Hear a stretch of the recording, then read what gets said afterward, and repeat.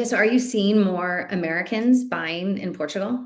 Yeah, huge surge throughout the last 5 years at least. Yeah. And what are they looking for? Like, what's the most common request? Well, basically, from our standpoint, we worked with two different profiles. People that actually just wanted to, back in the day, enjoy the non-habitual resident offer that we had in Portugal. And they found that Portugal, since we had a nice healthcare, good international schools, and a nice landscape for them to live nearby the sea or our Portuguese culture. So they just came here to enjoy for that program for 10 years. Mhm. The other one was to take advantage of the big surge in foreign investment that we had in Portugal. So it was a country that was needing foreign investment. Prices were very cheap for the last. I can say that after the big breakdown that we had in 2009, most of the developers that we had here were international. So Mhm. we had the shift of the Portuguese developer handing over to international ones.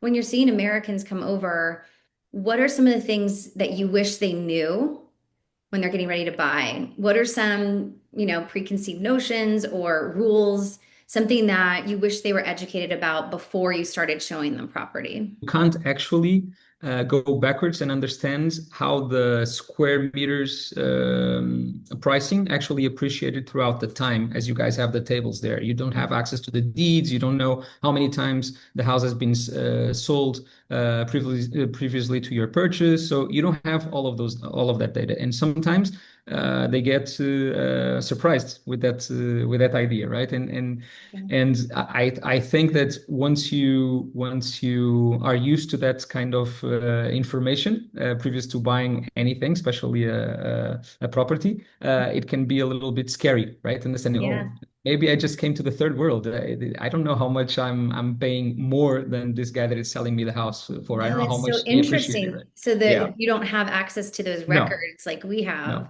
so that exactly. it speaks to why it's important to work with someone With local somebody that like actually you knows and guys. that Was you guys can exactly trust. what I was going to Yeah. say to Yeah. you. So if let's say you had somebody who had 2 million to spend, Yep.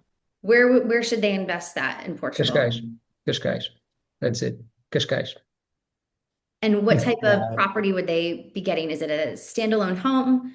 Is it I would give them, with what we have today, with the landscape that we have today, I would give them three options.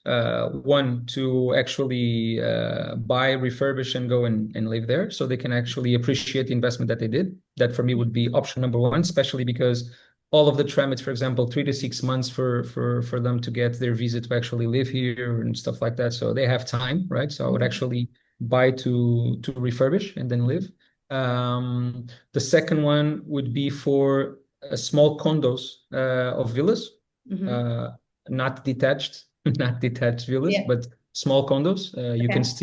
You can still find something around the range of 2 million to live there, and then you have options that, for example, let me just tell you another thing that might be of concern for you or not, but I think it's around 80% of the properties that we have are on the back office. So we work with people that don't list their homes or their properties or so on. So sometimes there's opportunities, and most likely they would be wondering if they can either wait for a nice opportunity, right, or wait for a new development that they can actually buy in before the building being done, for example. So those Gotcha. would be my options. So And you call the listings, they're in the back office when they're not officially on the market. We yeah, call them pocket off market, listings. no, off That's market, what we yeah, say here. So that's yeah, yeah. okay. So you Yeah, guys off have market access to probably. that. So Yeah. how long does it take for somebody to find the right thing? Do you feel like it's a Ooh. long process?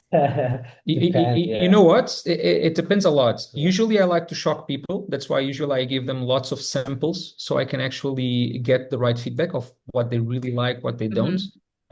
Usually, Mario is an amazing guy doing this. Whenever they actually find an area that they like, Mario usually takes them there so they can feel it, they can understand the culture around. Hmm.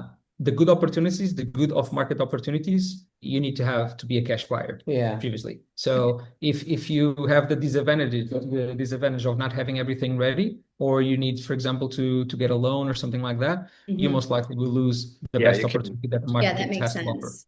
That makes sense. Yeah, cash is always preferred Yeah. here too. Cash is still king everywhere.